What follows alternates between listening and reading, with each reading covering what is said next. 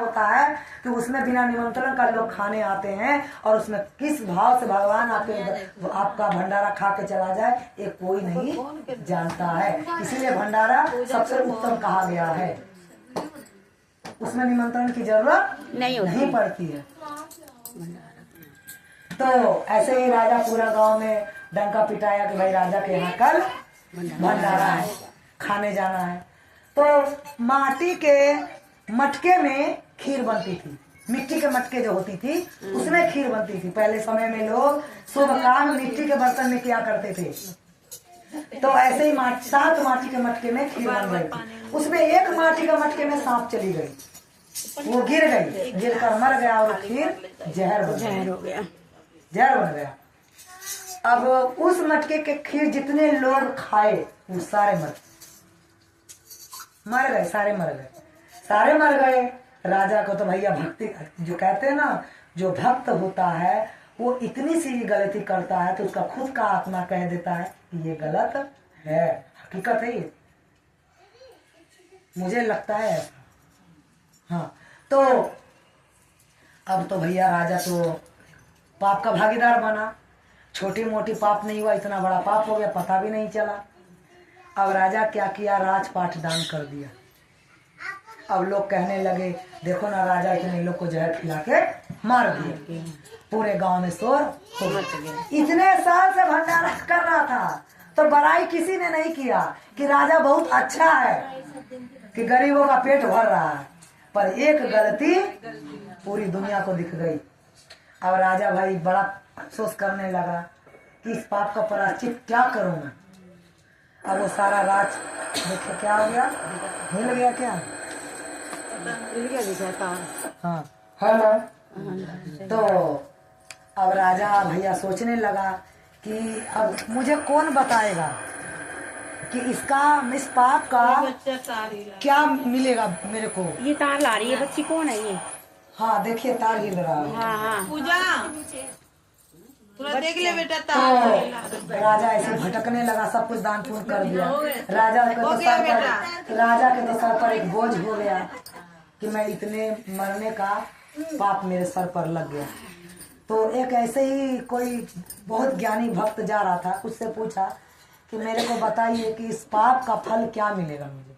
बोला देखो हम तो नहीं बता सकते हैं, पर एक गांव में एक भाई बहन है, वो बहुत भक्ति करता है, वो आपको बता सकता है किसका प्रायश्चित क्या है। भाई बता दिया एड्रेस वेड्रेस। वो गया तो गांव में पूछा कि यहाँ पे एक भाई बहन रहता है जो बहुत भक्ति करता है।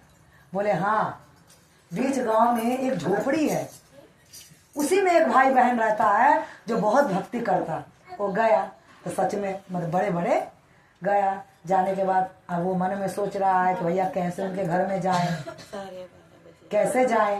तो गए, एक गिलास पानी के बहाने उनके दरवाजे पे गए। कहे बहन एक गिलास पानी पिला दोगी? बोले हाँ पिला देंगे, बैठिए हम मैं लेके आ रहा हूँ।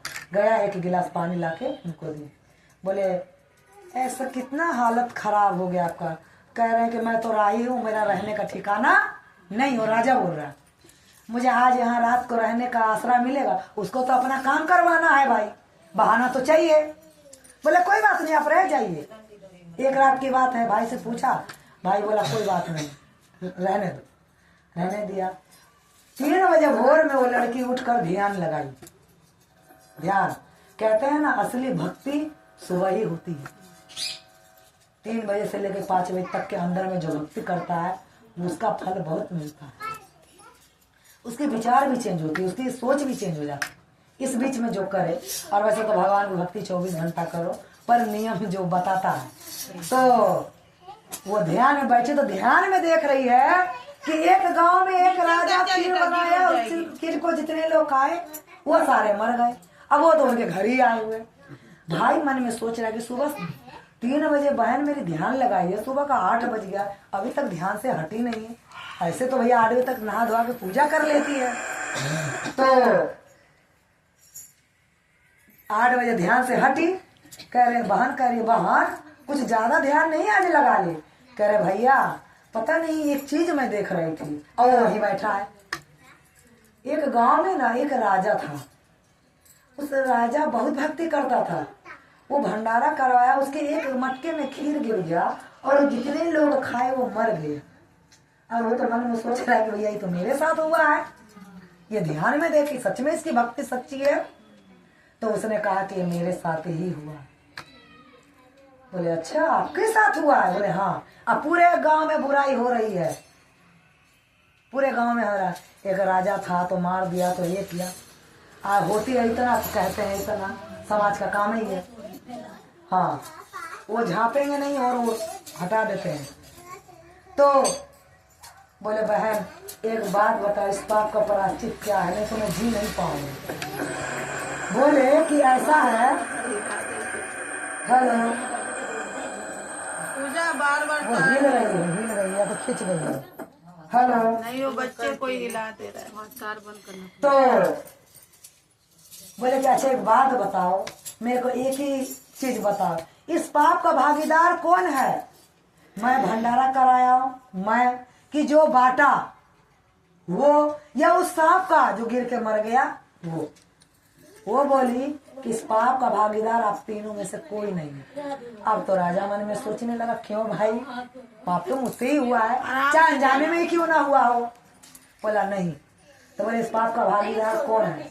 बोले इस पाप का भागीदार ये पूरा समाज है कि जिसने तेरी बुराई करी वो तेरा पाप ले चुका। जिसने तेरी बुराई करी है वो भुगतेगा, तू नहीं भुगतेगा। तू कल भी राजा था और तू आज भी राजा है। सर झुका कर उसके चरणों में गिर गया, कहे बहन आज मैं इस पाप से मुक्त हो गया।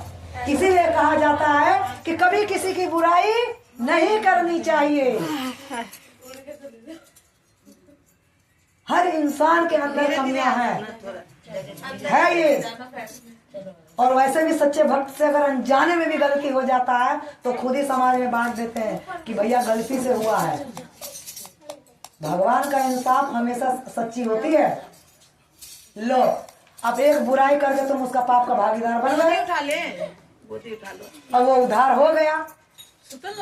तो इसीलिए कहा जाता है कि कभी किसी की बुराई नहीं करना चाहिए और शिव को महादेव को अपना गुरु बनाइए और अपने गुरु का काम कीजिए। क्योंकि दीदी टाइम भी आज कम है, 3 बजे से और कहीं वहाँ 4 बजे का टाइम दिया। हाँ और ऐसे भी होली का